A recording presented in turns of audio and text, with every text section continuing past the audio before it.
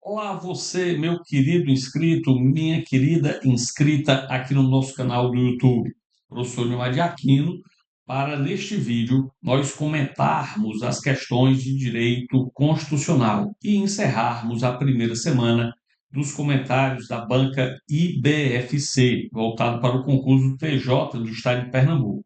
Nós já resolvemos questões de direito civil e processo penal que já estão no canal. Então, se você tem interesse nesse concurso, veja aí os vídeos em relação aos outros comentários, tá? Neste vídeo, então, vamos resolver aqui as 6 questões de direito constitucional que eu coloquei nos nossos grupos de WhatsApp. Então, vamos lá, vem comigo. Tá aí a primeira questão sobre os direitos e deveres individuais e coletivos, que, como, em conformidade, né, com o estudo que eu fiz sobre a banca IBFC, é um dos assuntos mais recorrentes, um dos assuntos mais cobrados pela banca, previsto na Constituição Cidadã, assinale a alternativa correta. O item A diz o seguinte: é livre a manifestação do pensamento. Beleza? Até aqui, perfeito? Liberdade de manifestação do pensamento. Inclusive o anonimato. Aí é o erro da questão, né? O anonimato, pessoal, é vedado pela Constituição Federal. É vedado pela Constituição Federal de 88, né? O constituinte originário exige a identificação. Beleza, você pode manifestar o seu pensamento livremente, mas você tem que se identificar, tá? Essa vedação você encontra no artigo 5º, inciso 4 da Constituição da República Federativa do Brasil de 1988. E, obviamente, que você tem que se identificar até para, devido a um eventual excesso, você ser responsabilizado. Olha o que é que diz o item B. O item A está errado, o item B diz o seguinte: é assegurado o direito de resposta proporcional ao agravo. Perfeito. Realmente, né? Não cumulativo com a indenização de qualquer ordem. Está errado isso aqui, pessoal. De fato, é assegurado o direito de resposta proporcional ao agravo, mas cumulado com indenização. Obviamente, indenização por dano material,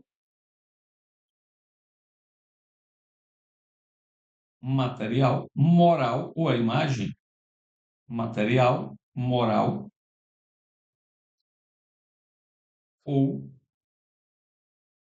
a imagem. Então, a assertiva está errada, né? Isso segundo a exegese do artigo 5º, inciso 5 da Constituição da República Federativa do Brasil, de 1988. Então, veja a importância realmente de você estudar os incisos do artigo 5º. Então, está errado o item B. Vamos para o item C, né? Aqui não é E, pelo amor de Deus, que é C de casa, beleza? C de casa diz o seguinte: é livre a, a expressão da atividade intelectual, artística, científica e de comunicação, desde que haja licença do órgão competente. Não há essa condicionante. Realmente é livre a atividade intelectual, artística e científica, independentemente de licença. Independentemente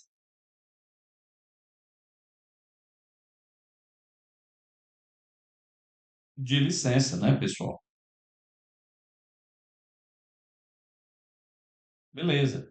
Você, de novo, vai encontrar esta prerrogativa expressamente consignada na nossa Constituição, artigo 5º, inciso 9, Constituição da República Federativa do Brasil, de 88. E, por último, assertiva correta, C de casa está errado, D de dado. Ninguém será privado de direitos por motivo de crença religiosa ou de convicção filosófica ou política, salvo se as invocar para eximir-se de obrigação legal a todos imposta e recusar-se a cumprir prestação alternativa fixada em lei. A assertiva aqui, pessoal, trata da denominada escusa de consciência ou objeção de consciência, que é o direito que todos nós possuímos de recusar o cumprimento de obrigação legal a todos imposta por questões religiosas, filosóficas ou políticas. Todavia, para você se exonerar de qualquer penalidade, você deve cumprir a prestação alternativa fixada em lei. Então, alguém que tem uma convicção pacifista, ótimo. Então, ele não se obriga a cumprir o serviço militar obrigatório, se for homem aqui no Brasil.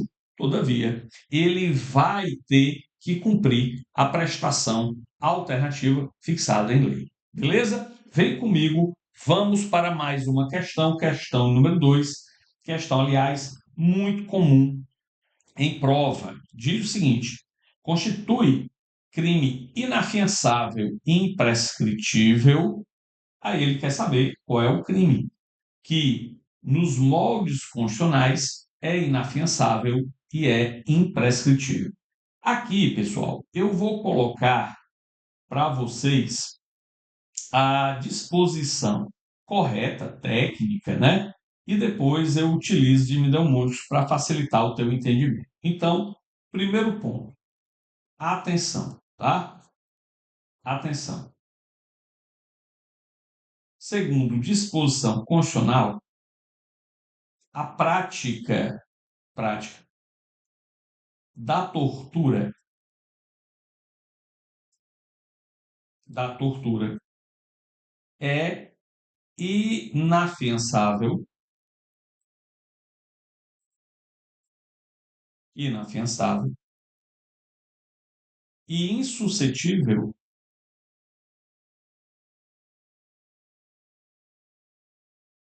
de graça ou anistia, de graça ou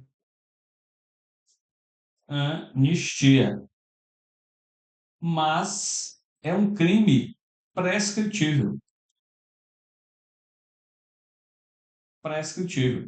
Ou seja, não é um crime imprescritível. Então, só aí o item B já está errado, tá? Do mesmo modo, note, não é imprescritível o tráfico ilícito de entorpecentes.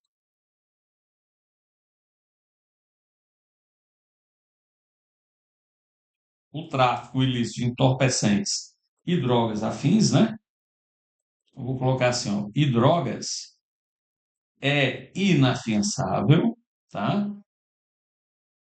Inafiançável, todavia é prescritível, mas prescritível. Então, também está errada a assertiva C de casa. E por último, o terrorismo, que do mesmo modo que a tortura, eu vou colocar aqui, ó, terrorismo, né? É inafiançável e insuscetível de graça e anistia, mas é um crime prescritivo, né? Não há na Constituição essa determinação, mas há um projeto de lei complementar que, inclusive, tramita segundo essa lógica. Então, o terrorismo também está aqui errado, tá? Então, a nossa resposta correta é o item A. Crime inafiançável e imprescritível nesse grupo, ação de grupos armados, né? Ação de grupos armados contra o Estado Democrático de Direito. Então, veja você o seguinte, presta atenção aqui, que eu vou colocar em resumo, para facilitar a tua memorização, o seguinte: crimes, crimes inafiançáveis, inafiançáveis e imprescritíveis, que é exatamente o que a questão quer. Imprescritíveis. Segundo a nossa Constituição Federal, nós temos dois crimes que se amoldam a esta característica, tá? Vou colocar aqui com outra cor. Nós temos o crime de racismo, e nós temos o crime de ação de grupos armados, civis ou militares, né? Ação de grupos, que é exatamente a questão. Grupos armados, civis ou militares contra a ordem constitucional e o Estado democrático. Pronto, vou colocar só assim, né? Beleza? Que alguns utilizam o mnemônico ração. Obviamente que você subdivide o R de racismo e ação de grupos armados. Beleza? Ótimo. Do mesmo modo, você não pode esquecer que existem os famosos 3Ts, né? Também chamados lá no processo penal de TTT, que é isso: tortura, tráfico e terrorismo.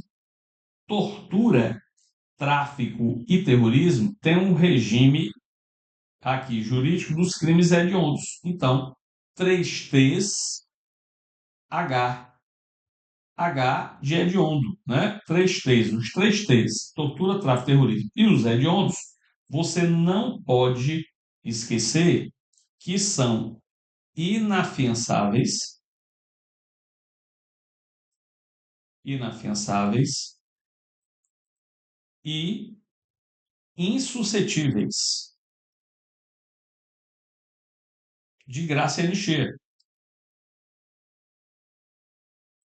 De graça e anistia. Mas eles são crimes prescritíveis ou anistia. Beleza? É importante você entender que esses crimes, então, 3Ts e os hediondos, não aceitam o famoso GAF, né? GAF é graça, anistia, nesse caso, muito importante você saber que eles não admitem, vou até colocar aqui, ó, não aceitam o mnemônico GAF. Que é isso? Graça, anistia e fiança. E com isso aqui, você resolve agora com facilidade essa questão, beleza? E aí, meus queridos, se você chegou até aqui, não esqueçam, deixa o like, compartilha com teus amigos o projeto Oráculo dos Concursos, comenta aí, né, o vídeo, se possível, deixa o teu hypar, nos ajuda muito. E a pedidos e em comemoração ao atingimento da nossa meta, eu tinha programado para todo esse ano, esse primeiro ano do nosso canal, né? O canal começou em outubro do ano passado, uma meta de 3.000 inscritos. Essa meta foi atingida já, né?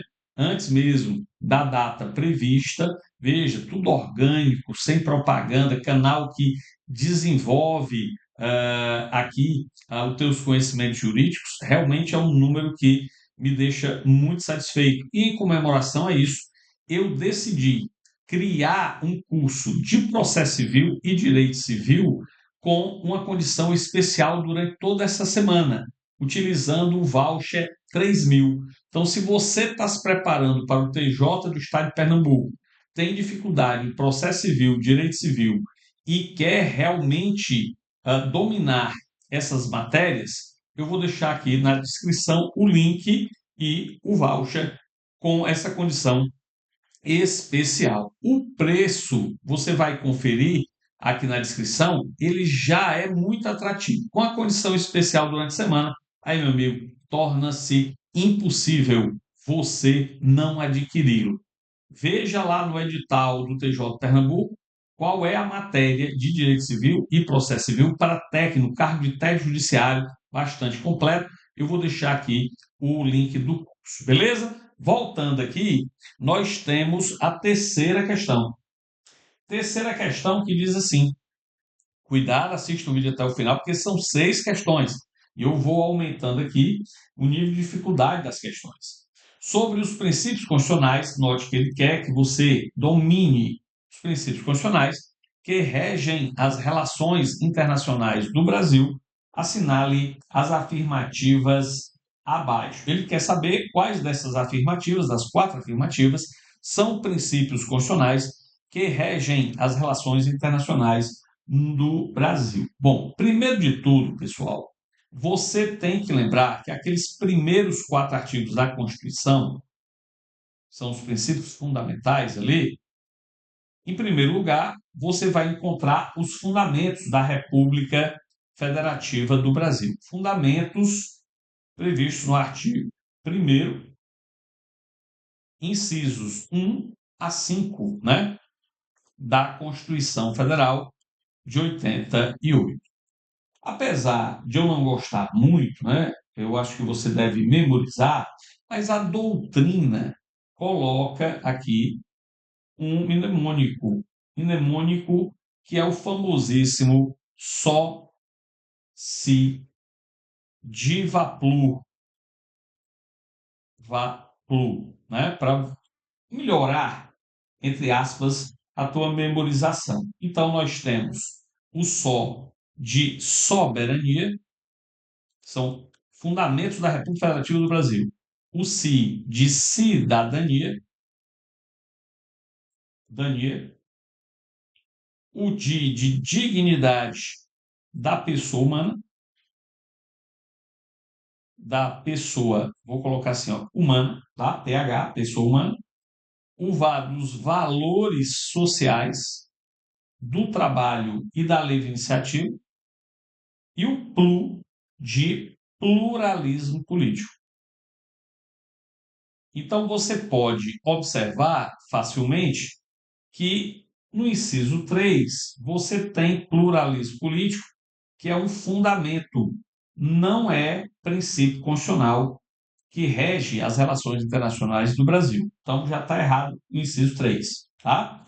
E todas as assertivas que constam no inciso 3, ó, estarão erradas. Só com isso aqui, você já mataria a questão. Já saberia que a resposta correta é B de bola. Perceba? Agora, inciso 1. Construir uma sociedade livre, justa e solidária. São objetivos. Aqui é um dos objetivos da República Federativa do Brasil. Percebam vocês que também existe um mnemônico, né? Vou colocar assim, ó. Atenção, em relação aos objetivos da República Federativa do Brasil, o mnemônico utilizado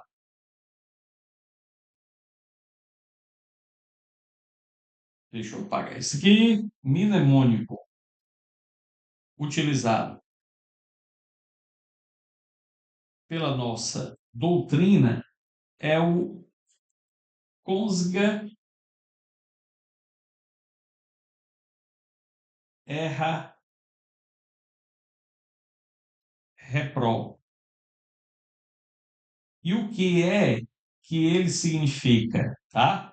Pela ordem, nós temos o seguinte, que um dos objetivos da República Federativa do Brasil é construir uma sociedade livre, justa e solidária, garantir o desenvolvimento nacional, erradicar a pobreza e a marginalização, reduzir as desigualdades sociais e regionais e promover o bem de todos, né, sem preconceito de origem, raça, sexo, cor. Alguns doutrinadores, pessoal, também constatam, à luz do texto constitucional, que os objetivos da República Federativa do Brasil, eles aparecem na Constituição com o verbo no infinitivo, né? Promover, construir, erradicar. Então, cuidado, porque eventualmente o examinador pode mudar a redação, mas é geralmente assim que aparece, beleza? E por fim, vem comigo. Então a gente já sabe aí, ó, que o item E está errado, né? O item E é objetivo. Agora, presta atenção no último mnemônico dos princípios. Princípios que regem a República Federativa do Brasil no plano internacional. Você vai encontrar no artigo 4º, inciso 1 a 10 da Constituição Federal de 88, né? Ao revés aqui dos objetivos que você encontra no artigo 3º, inciso 1 a 4 do texto constitucional. Beleza? Veja, o mnemônico aqui, em relação aos princípios, é um, um mnemônico muito conhecido por quem estuda para concurso. É o conde preso, conde preso, não reina. Coopera igual.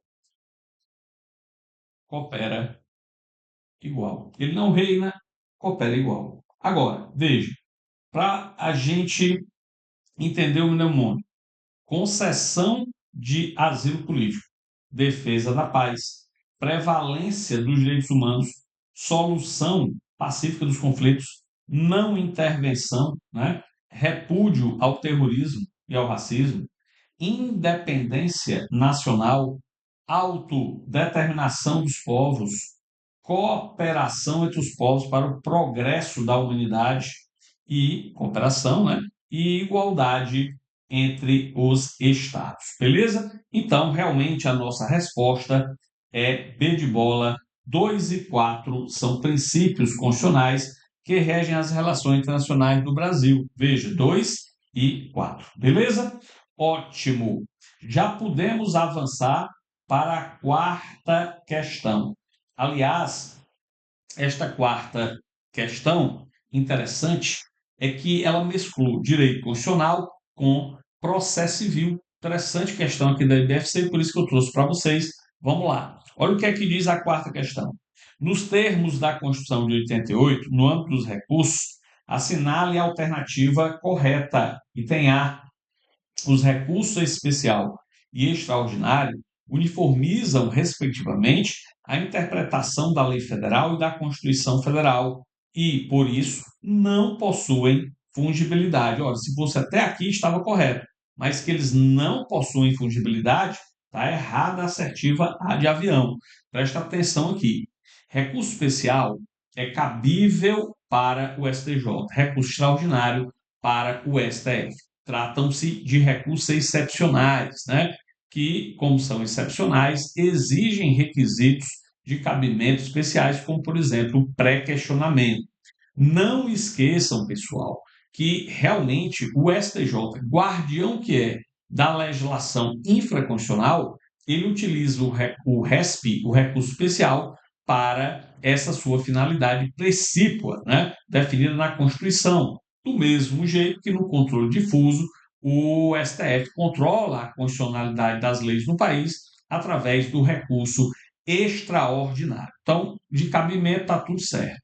Porém, existe fungibilidade, sim, entre RESP e RE. Então, um ministro pode receber um recurso como se fosse um outro, dependendo das condições, né? Principalmente quando ele é interposto dentro do prazo adequado, porque o prazo é o mesmo, tudo certo, e o ministro pode entender que, na verdade, existe uma violação direta da Constituição e receber o RESP como se fosse um recurso extraordinário, remetendo para o STF ou o contrário, beleza? Então, cuidado que é possível realmente fungibilidade entre RESP e RE. Vem comigo, porque aí tem a assertiva B de bola, que diz assim: compete ao STF julgar em recurso ordinário o crime político. Correto, pessoal.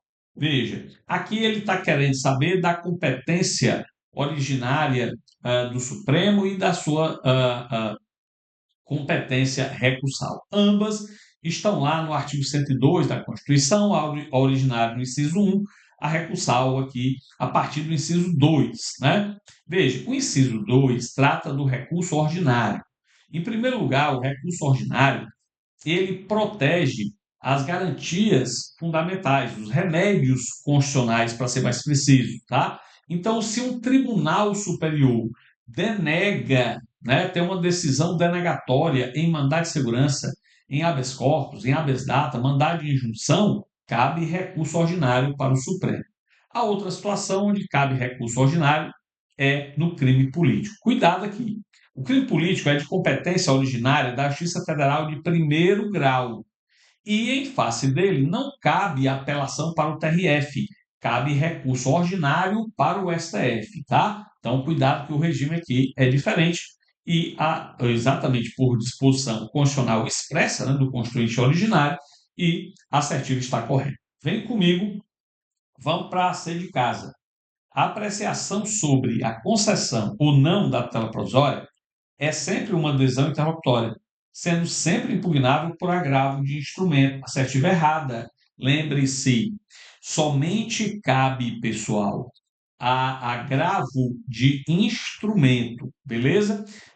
Em relação à adesão interlocutória que decreta ou denega a tutela provisória, se for urgente, tá? Se houver urgência, inicialmente dentro do rol do artigo 1015 ou excepcionalmente, valendo-se da posição do STJ, que diz que o rol é de taxatividade mitigada, sempre que a decisão for urgente, pode ser interposto agravo de instrumento. Lembrem-se, então, que, via de regra, realmente a decisão judicial que concede ou denega tutela provisória é uma decisão interlocutória, desafiada por agravo de instrumento como regra, beleza? Essa é a regra. Todavia, o magistrado, excepcionalmente, ele pode, obviamente, julgar a tutela provisória eventualmente na sentença. Se é na sentença, caberá apelação. Excepcionalmente, pode ocorrer essa segunda hipótese, beleza? Vem comigo, tá aí ó, o item D de dado, que diz o seguinte: se der provimento ao recurso de apelação interposto contra a sentença terminativa, o tribunal nunca poderá decidir o mérito da demanda, devendo sempre devolver os autos para a instância para que assim o faça. Errado, pessoal. Você não pode lembrar que o tribunal não pode fazer é a denominada supressão de instância. Veja, o tribunal ele não tem poderes instrutórios. Assim sendo, sempre que ele invalidar uma sentença, uma decisão judicial exarada pelo juiz de primeiro grau, e para corrigir a irregularidade verificada, precisar de instrução, ele não pode julgar. Ele tem que devolver os autos para que o juiz sane a irregularidade, promovendo nova instrução e profira nova decisão. Diferentemente, né, do caso aqui, em relação a quando não exige o julgamento do caso concreto, a instrução processual. Lembre-se, o tribunal ele não tem poderes instrutórios. Sendo assim, ele só vai julgar o caso concreto quando ele invalida a decisão e para proferir uma nova não há necessidade de instrução, como acontece, por exemplo, com a ausência de fundamentação ou com a fundamentação insuficiente, lá do artigo 489, parágrafo 1º do CPC. Nesse caso, ele, tribunal, aplicando a teoria da causa madura, vai julgar o caso concreto diretamente. Fechou? Então vem aqui comigo, está aí a quarta questão. B de bola é a nossa resposta. Vamos para a quinta questão, importantíssima, de controle incidental de constitucionalidade, beleza? Diz o seguinte, a quinta questão, item A: para que os tribunais possam declarar inconstitucional uma lei, o ato normativo, incidentalmente, deve ser instaurado um incidente de arguição de inconstitucionalidade, em que os órgãos fracionários irão deliberar, primeiro, a resposta a respeito, melhor dizendo, da inconstitucionalidade e depois devolver o processo para o relator adotar as providências necessárias. Cuidado, pessoal. Cuidado aqui, porque o que está errado é quando ele diz o seguinte: ó, para que os tribunais possam declarar inconstitucional uma lei ou ato normativo, deve ser instaurado o incidente de arguição de constitucionalidade. Beleza? Então, perceba você que ele está falando aqui de uma regra absoluta, o que torna a assertiva errada, porque existem exceções. A regra realmente é que um tribunal ele deverá necessariamente, para reconhecer a inconstitucionalidade de uma lei ou de um ato normativo, obviamente em respeito à cláusula de reserva de plenário, suscitar um incidente de arguição de constitucionalidade. Como é isso? Veja, preste atenção, um recurso ele chega no tribunal, via de regra, através de uma turma, beleza? A turma tem 3 membros e, dentre estes membros, é sorteado um relator. Sempre que o relator perceber que o fundamento daquele recurso é a inconstitucionalidade de uma lei ou ato normativo, esta turma, em respeito à cláusula de reserva de plenário, não pode, obviamente, julgar a inconstitucionalidade dessa lei ou do ato normativo. Só quem pode julgar isso, segundo a cláusula de reserva de plenário, é a maioria dos membros do órgão especial, maioria absoluta dos membros do órgão especial, ou do tribunal pleno. Beleza? Preste atenção, então, que eles paralisam o julgamento do recurso, remetem a questão constitucional para análise do pleno do órgão especial, onde houver, decidida essa questão, que é o incidente de arguição de constitucionalidade, aí sim, com base nessa decisão, que foi tomada pelo órgão especial ou pelo pleno, que volta à turma, eles vão julgar o recurso. Beleza? Isso é a regra.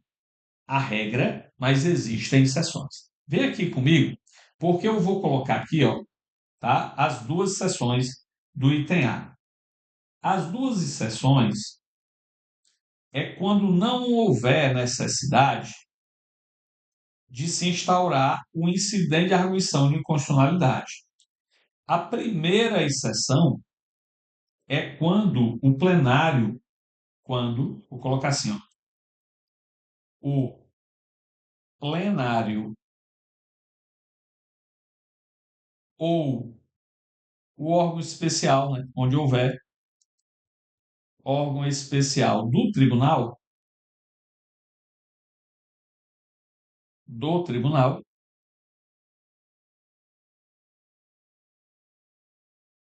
que estiver decidindo o recurso, já tivesse manifestado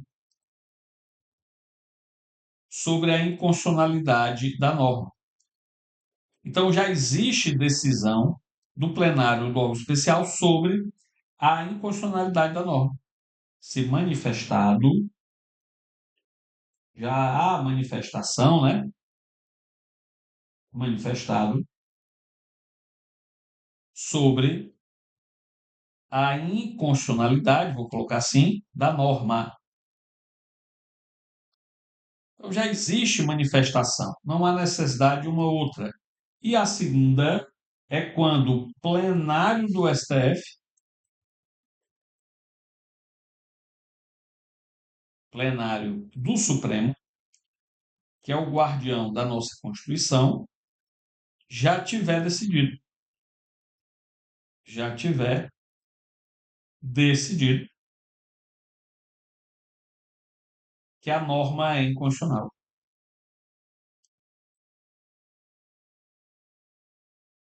É inconstitucional. Então, observem vocês que nós aqui no item A estamos falando de controle difuso, né?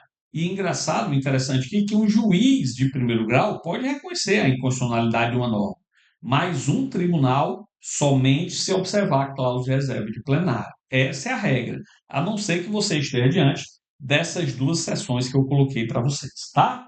Vamos para o item B. O item B diz assim: não é possível haver declaração incidental de inconstitucionalidade. Note, ele está falando de incidental, né? Onde a questão da constitucionalidade é a causa de pedir pela via do mandado de segurança, tendo em vista a vedação da dilação probatória nessa ação constitucional, bem como seu caráter subsidiário residual. Está errado também o item B, pessoal. Presta atenção aqui na seguinte explicação. Veja, realmente o mandado de segurança só é cabível, né, em face de para você defender ali um direito lícito e certo. Direito lícito e certo é aquele comprovado de plano, já dentro da lógica da prova documental apresentada com a petição inicial. Ou seja, no procedimento do mandado de segurança, não se admite instrução. Então, se para defender o teu direito líquido, o teu direito ali no mandado de segurança, você precisar de prova oral, de produção de prova oral, o procedimento do mandado de segurança não é cabível. Essa tua prova do direito líquido certo deve ser demonstrada de plano, junto com a inicial. Não esqueça que isso não impede você alegar inconstitucionalidade, obviamente, de uma lei no mandado de segurança, porque não vai ser o pedido, vai ser a causa de pedir, o fundamento do teu pedido. Fechou? Vem comigo, vamos para o item C, a arguição de descumprimento de preceito fundamental, em sua modalidade incidental, gera um incidente processual em que o julgamento da causa ficará suspenso até que seja finalizada a verificação da violação ou não de preceito fundamental pelo plenário dos tribunais de segundo grau. Cuidado, pessoal, porque aqui está errado, porque, em verdade, a DPF, a arguição, descumprimento de preceito fundamental, é uma ação de controle abstrato, né, e não incidental. Então, ela não segue a lógica do procedimento do controle de constitucionalidade incidental. E, por fim, desde dado, a previsão constitucional da denominada cláusula de reserva de plenário não é aplicável no âmbito dos juizados especiais. Exatamente, porque o STF já tem essa posição consolidada há muito tempo, porque o STF entende que a cláusula de reserva de plenário só é exigível se o tribunal ele tiver um órgão especial ou, como todos têm, pelo menos um tribunal pleno, que não é o caso dos juizados especiais. Não há órgão especial e nem tribunal pleno. Beleza? Ótimo. Ficamos aqui com a quinta questão, resposta desde dado. Vamos avançar para a sexta questão. Está aí a sexta questão que nos diz o seguinte: a respeito das disposições gerais do Poder Judiciário, disciplinado na Constituição Federal de 88, assinar a alternativa correta. Item A, os juízes têm mandato de 4 anos, sendo vedada a recondução. Errado, né, pessoal? Questão importante, você que vai fazer concurso para tribunal, seja Pernambuco, seja Ceará, tem que se ligar. Rio de Janeiro, né, São Paulo, tem que se ligar, né, pessoal? Vai cair uma questão sobre o Poder Judiciário. Aliás, você vai prestar concurso para isso. Então, veja você que, via de regra, os juízes, eles não têm mandato temporário. Ao contrário, eles gozam de vitaliciedade. Após 2 anos ali de efetivo exercício, eles ganham vitaliciedade. E, portanto, podem ser apenas retirados do cargo por sentença transitada em julgado, tá? Cuidado, vitaliciedade e não temporariedade. Não é o caso aqui, excepcionalmente, que ocorre com a justiça eleitoral. Na regra, não existe esse tempo de exercício no cargo. Vem aqui comigo, B de bola, que diz o seguinte: o acesso aos tribunais é feito exclusivamente por juiz de carreira do Poder Judiciário. Errado, né, pessoal? Lembrem-se da regra do quinto constitucional, por exemplo, presente nos TJs e TRFs. No quinto constitucional, existe ali a possibilidade de um membro do Ministério Público ingressar no tribunal um membro da advocacia ingressar no tribunal, e lembre sempre do STF, que não precisa ser juiz, né? Precisa ter notório conhecimento jurídico e reputação ilibada, segundo as determinações constitucionais. Ora, se é assim, uma pessoa que não faz parte do Poder Judiciário pode ser um advogado, pode ser um político, ele pode ingressar, obviamente, no Supremo Tribunal Federal e fazer parte integrante do Poder Judiciário. Vem aqui comigo, vamos para o item C, que diz o seguinte: que os magistrados, desculpem, gozam de vitaliciedade após 2 anos, foi o que eu disse para vocês, de exercício, não podendo perder o cargo, senão por sentença judicial transitada e julgada. Acabei de explicar no item A para vocês, se de casa está correto, né? Está correta. E por último, o Poder Judiciário tem assegurado a autonomia administrativa, mas não tem assegurado a autonomia financeira, sendo suas propostas orçamentárias elaboradas pelo Poder Legislativo. Está errado, pessoal. Cuidado aqui, porque o artigo 99 da nossa Constituição da República Federativa do Brasil, de 88, garante aos tribunais autonomia administrativa e financeira. E financeira, beleza? Tranquilo? Então, pessoal, com isso, vejam vocês o seguinte, só para lembrar, você tem dificuldade em processo civil, em direito civil, aqui na descrição você vai encontrar um curso completo abordando todo o conteúdo do edital, tá? E ainda no mês de setembro você recebe como bônus curso de questões da IBFC comigo e os simulados comentados, beleza? Então vamos lá, vamos estudar, vamos para cima desse concurso. O link na descrição. No mais, gratidão a todos, forte abraço e nesta semana a gente continua o projeto Oráculos Concurso. Fiquem ligados.